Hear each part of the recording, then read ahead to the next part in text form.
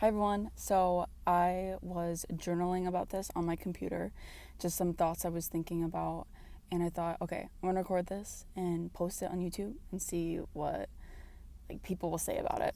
Um, but here's what I was thinking: it's not cool to play cool anymore. It's okay to say hi first. It's okay to follow first on Instagram. It's okay to not like a trend. It's okay to be quirky, be loud, like what not everybody likes. Don't buy those pair of shoes not because you actually like them, but because they're like trendy and you saw Sabrina Carpenter wearing them. Everybody does this to some extent. I do it a lot, is seeking validation externally. And I thought about one or two points that I thought I'd share. And the first is vulnerability is not a weakness. I think it's a powerful thing. And that's something that I struggled with for so long and actually still do. I saw this social media post once of this girl talking about um, privacy is power. And it stuck with me for the worst, actually. Because when I go through really tough times and I'm struggling, I just compartmentalize it all.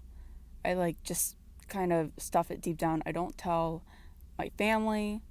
I don't tell my friends. I am totally off of social media.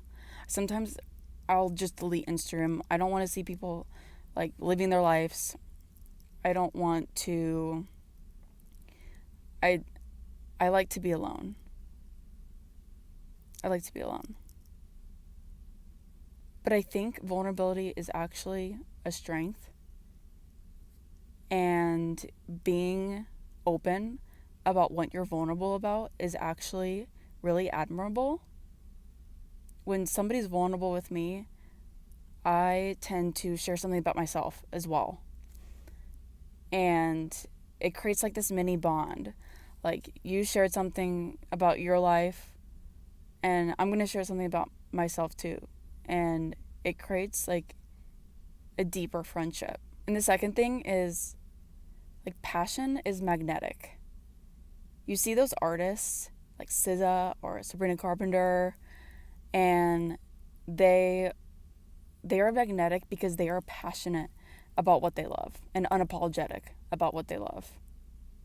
You want to be around them, and in turn they attract people that are more like them because they're passionate about what they love and because they're not afraid to say it.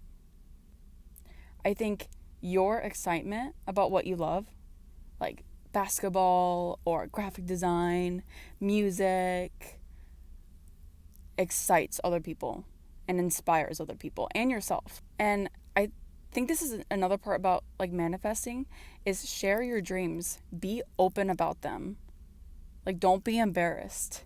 When somebody asks you oh, what do you want to do with XYZ, or I hear this a lot of times, what's your 4-year plan?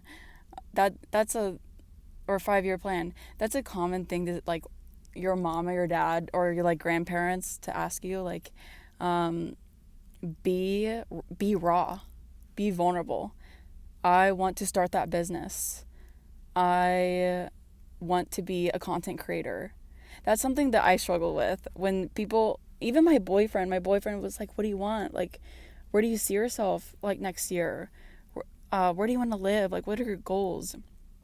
I knew them. I knew what they were. I want to be a content creator. I want to be a YouTuber. Ever since I was a little kid, I was posting YouTube videos, and I got really good at Photoshop, and it was always so artistic. I was grabbing my cousins and my brothers and sister and putting on these plays and dances for people. I've always been a creator.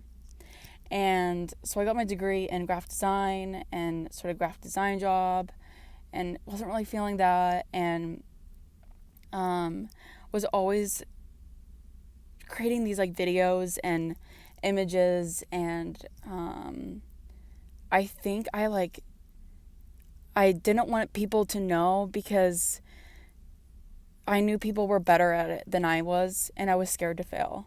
I was scared to tell people, yeah, I really want to be a content creator. I really want to be a YouTuber. And for so long, up until like last week, when I started posting on YouTube, I was so anxious to even tell my boyfriend about it. Like, yeah, I want to be a content creator. I want to do it. And if I fail, I feel like the only way you can really fail is you stop trying. I've heard that once. And so as long as I keep trying, I haven't failed. But I think that's the best way to like manifest like what you want and what you love. Like, bring it up in conversation, tell people about it. I think it will attract the right people. You might get an opportunity to speak to somebody that can make that dream come true if you are constantly open about it on social media, in conversation, at a coffee shop. Like, be passionate about what you love, and don't be embarrassed about it. So I think there's something extremely powerful in not playing it cool anymore. Don't be embarrassed about your dreams.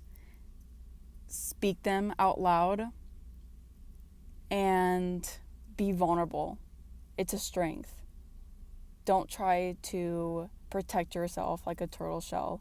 And when hard things are happening, like, let people know. Let people in. Don't block people out, because sometimes you need help. My favorite book in the entire world, well, okay, I'm a huge fantasy book girl. I love Fourth Wing ACOTAR, but a self-help book that I will never stop recommending is The Subtle Art of Not Giving an F by Mark Madsen.